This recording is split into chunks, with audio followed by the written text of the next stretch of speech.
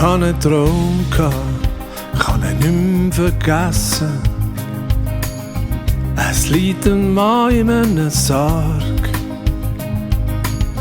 Was mich überrascht, ist nicht der Tod an sich, sondern die Leute rundum. Sie sind am Lachen, am laut grölen.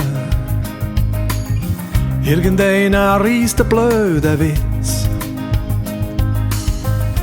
Was mich stutzig macht, es ist ein junger Pfaff und der hebt die Bibel verkehrt in den Händen. Was läuft hier falsch? Was ist Traum? Was ist Wirklichkeit? Bin ich verkehrt? Ist es mein Traum? Ist es die Wirklichkeit? Ich weiss es nicht. Ich weiss es nicht. Ich hatte einen Traum, er will nicht mehr aus meinem Kopf. Es klopft laut an meiner Tür. Erwarten tue ich niemand. Wer könnte es echt sein? Der Samichlaus ist es auch nicht. Ich mach die Tür auf und schau in die Augen. Die Augen von einem kleinen Gil. Er sagt, ich komme nicht auf Besuch, sondern bleibe für immer. Hast du mir ein Bett? Was läuft hier ab? Was ist ein Traum? Was ist Wirklichkeit? Bin ich verkehrt? Ist es mein Traum? Ist es die Wirklichkeit?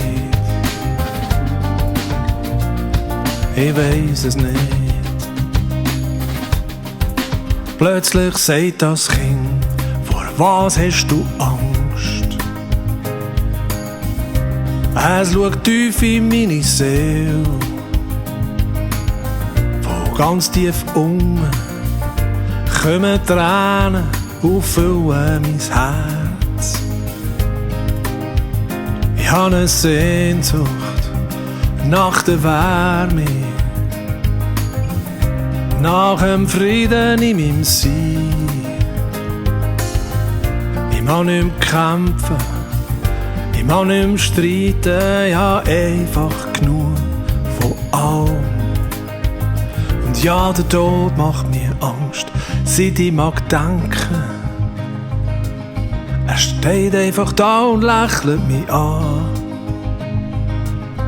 Ich fange an schwitzen und mein Herz abbautern, ich ringe nach Luft. Ohne das Leben gäb's kein Tod, sagt das kleine Kind zu mir